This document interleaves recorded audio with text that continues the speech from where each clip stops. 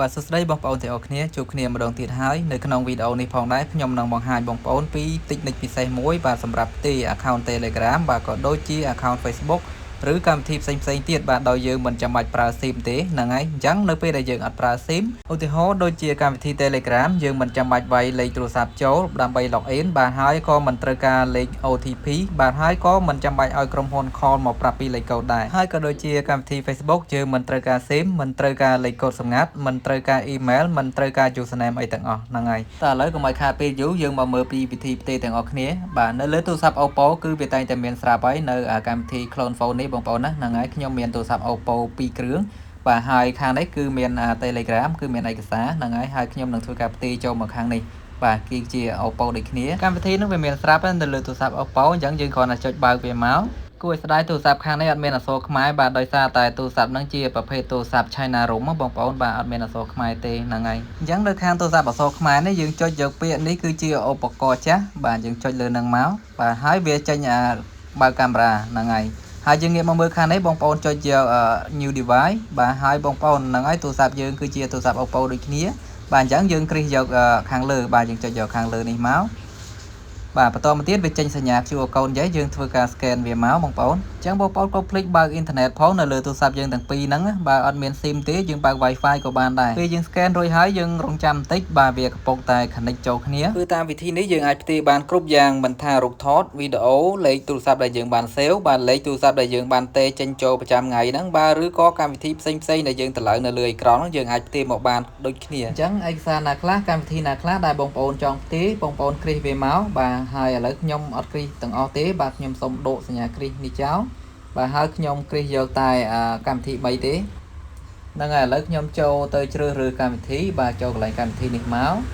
បាទហើយនេះវានឹងបង្ហាញកម្មវិធីយើងទាំងអស់ដែលមាននៅលើទូរស័ព្ទដៃយើងឥឡូវខ្ញុំគ្រីសយក Facebook មួយបាទហើយ Telegram មួយទៀតបាទហើយនឹងកម្មវិធី chat មួយទៀតបាទគឺកម្មវិធី3ហ្នឹងបាទជាកម្មវិធីដែលសំខាន់អញ្ចឹងធ្វើតាមវិធីនេះសម្រាប់ Telegram បងប្អូនមិនចាំបាច់បញ្ចូល email ហើយមិនចាំបាច់បង់លុយបង់កាក់អីទេបងប្អូនបាទញ៉ៃណាស់ហ្នឹងហើយចុចព្រមនេះមក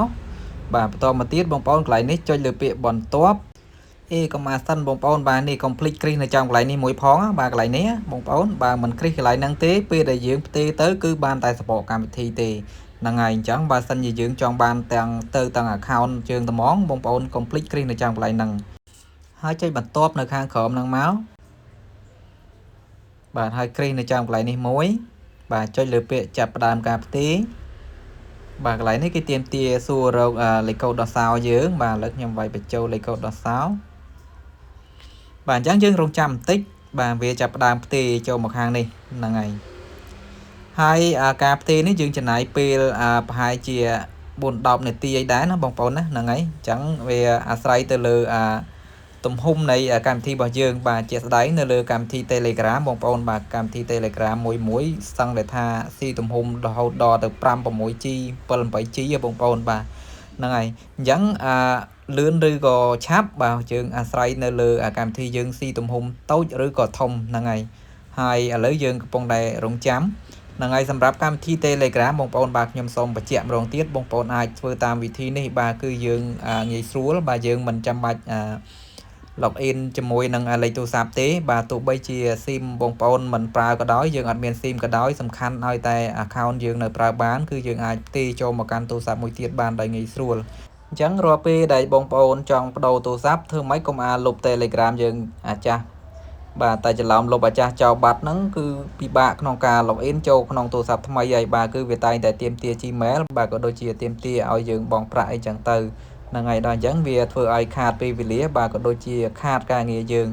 បាទហើយក៏ដូចជាកម្មវិធី Facebook ក៏យ៉ាងដែរបងប្អូនបាទបើសិនជាបងប្អូនផ្ទេរតាមកម្មវិធីនេះបាទគឺយើងអត់ចាំបាច់ត្រូវការរកលេខទូរស័ព្ទហើយក៏មិនចាំបាច់រក password Facebook បាទក៏ដូចជាមិនចាំបាច់រក email username អីដែរបងប្អូនបាទឲ្យតែបងប្អូនធ្វើតាមវិធីដែលខ្ញុំបានបង្ហាញនេះគឺថាយើងទទួលបានផល 100% ហ្នឹងហើយអញ្ចឹងនៅកន្លែងរងចាំនេះកុំឲ្យខាតពេលវេលាយូរខ្ញុំសូមធ្វើការដាក់ speed ឲ្យវារៀងលឿនបន្តិចដើម្បីឲ្យវាឆាប់ចប់បងប្អូនដែលទើបចូលមកថ្មីកុំភ្លេចជួយចុច like ចុច share បាទនិង subscribe ម្នាក់មួយផងបងប្អូនណាបាទដើម្បីផ្ដល់ជាកម្លាំងចិត្តក្នុងការធ្វើវីដេអូថ្មីជាបន្តទៀត ហ្នឹងហើយហើយរាល់វីដេអូដែលខ្ញុំបានបង្កើតឡើងមកនេះបាទមិនមែនជាចំណេះដឹងអីច្រើនណាស់ទេបងប្អូនណាបាទគ្រាន់តែជាបទពិសោធន៍ដែលខ្ញុំបានធ្លាប់ជួបប្រទះហើយក៏បានដោះស្រាយឲ្យភ្ញៀវបានជោគជ័យអញ្ចឹងទៅបាទខ្ញុំក៏ធ្វើការបង្ហាញដល់បងប្អូនទាំងអស់គ្នាហ្នឹងហើយខ្ញុំឃើញមានបងប្អូនមួយចំនួនបាទមួយចំនួនទូចទេបាទដែលគាត់ចូលមកទើសនឹងវីដេអូខ្ញុំណាបងប្អូនបាទចូលមកគាត់ថាខ្ញុំនឹងនិយាយច្រើនអីចឹងទៅបាទតាមពិតទៅរឿងនិយាយច្រើនខ្ញុំទទួលស្គាល់បងប្អូនបាទវាមានកន្លែងខ្លះបើយើងមិននិយាយទេបាទមានបងប្អូនយើងគាត់អត់ទាន់បានដឹងណាហ្នឹងហើយសម្រាប់យើងអ្នកចេះយើងគិតថានិយាយច្រើនវារៀងធុញហ្នឹងហើយតែបើគាត់មិនទាន់ចេះគឺយើងត្រូវការនិយាយឲ្យបានច្រើនឲ្យគាត់បានយល់អញ្ចឹងណាបងប្អូនបាទអញ្ចឹងក៏សូមខន្តីអភ័យទោសបាទនឹងសូមអធិស្ឋានបាទបើសិនជាបងប្អូនមើលទៅរៀងថានិយាយច្រើនបងប្អូនអាចអូសរំលងទៅហ្នឹងហើយមានបងម្នាក់នៅនោះគាត់ចូលមកគាត់ថាខ្ញុំនឹងនិយាយច្រើនបាទហើយទៅលេងជេរម៉ែខ្ញុំយកតែម្ដងបងប្អូនហើយបាទមិនដឹងថាគាត់គិតអីទេបាទមិនពេញចិត្តវីដេអូខ្ញុំទេអូសរំលងទៅបងប្អូនបាទវីដេអូគេបរៀនអញ្ចឹងមានមកកគោកនៅក្នុង YouTube ណាបាទហើយបើថានិយាយច្រើនពេកអូសរំលងទៅបាទអូសខាទៅមុខទៅមានអីពិបាកបាទអ៊ីនធឺណិតនៅក្នុងដៃទូរស័ព្ទនៅកាន់ដៃយើងនឹងហើយហ្នឹងហើយងាយស្រួលស្ទឹងអីហ្នឹង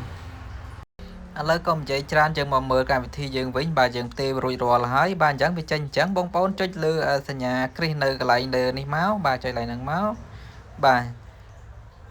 ហ្នឹងហើយឥឡូវកន្លែងនេះវាយើងអត់មានត្រូវធ្វើអីទៀតទេបាទបងប្អូនចង់ផ្ទេរទៀតក៏ផ្ទេរទៅបាទអញ្ចឹងយើងបាច់ផ្ទេរទេយើងចុច skip ចោលទៅបាទរួចរាល់ហើយយើងបិទវាចោលមកហ្នឹងហើយយើងផ្ទេររួចហើយអូខេឥឡូវយើងចូលមកមើល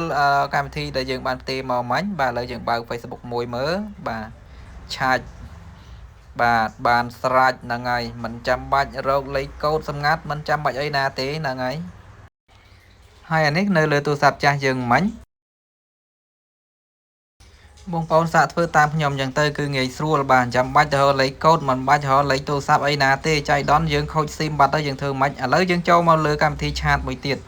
បាទឃើញអត់បងប្អូនបាទចេញមកអែមសែមហ្មងហ្នឹងហើយគាត់តែចុច allow មកវាមកជាការស្រាច់បាទឥឡូវបន្តមកទៀតនេះអានេះគឺ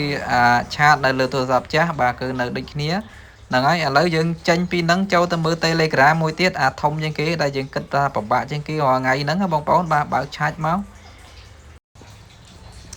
បាទ Telegram ក៏ចេញដែរអូខេបាន 100% ហ្នឹងហើយអញ្ចឹងបងប្អូនអាចសាកល្បងជាមួយនឹងវិធីនេះហ្នឹងហើយអត់មានចាំបាច់ត្រូវរក Gmail បាទហើយក៏មិនចាំបាច់អីណាទៀមទីឲ្យយើងបងលុយបាទហើយក៏មិនចាំបាច់អង្គុយចាំគេអត់ទេមកគេអត់ផ្ញើសារមកអីចឹងណាបងប្អូនបាទបងប្អូនអាចធ្វើតាមវិធីនេះបានអូខេអញ្ចឹង